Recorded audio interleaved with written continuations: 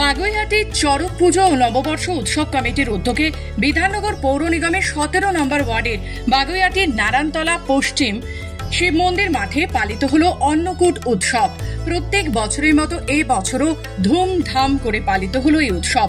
অনুষ্ঠানে উপস্থিত ছিলেন বিশিষ্ট তৃণমূল নেতা দেবরাজ চক্রবর্তী, এই ওয়ার্ডের পৌরপিতা আশুতোষ নন্দী এবং পৌর নিগমের chief executive engineer Monodeep Mukherjee.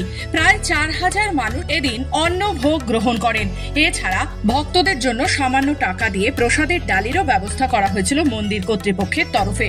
এখানে রয়েছে শিব ও নারায়ণের মন্দির, যেখানে প্রচুর ভক্তের সমাগম হয়েছিল, যা কিনা এক সামাজিক মিলন ক্ষেত্রে রূপ নেয়। কমিটির অন্যতম সদস্য, যার উদ্যোগেই মূলত এই অনুষ্ঠানটি সুন্দরভাবে পরিচালিত হয়, তিনি বাপ্পা দে। তিনি জানান, প্রত্যেক বছরই এই অনুষ্ঠানে ভক্তের সমাগম বাড়ছে। এবছর 4000-এর ওপর মানুষ অন্ন ভোগ গ্রহণ করেন।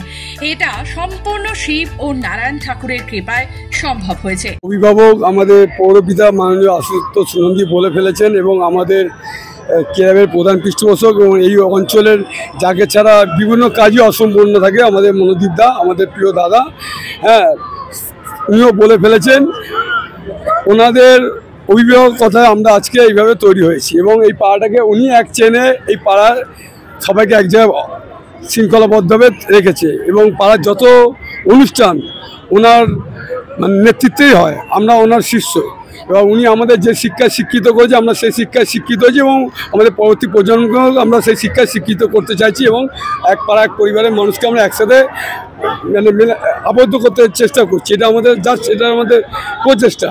দমদম থেকে মানস চৌধুরীর রিপোর্ট, খবর বাংলা।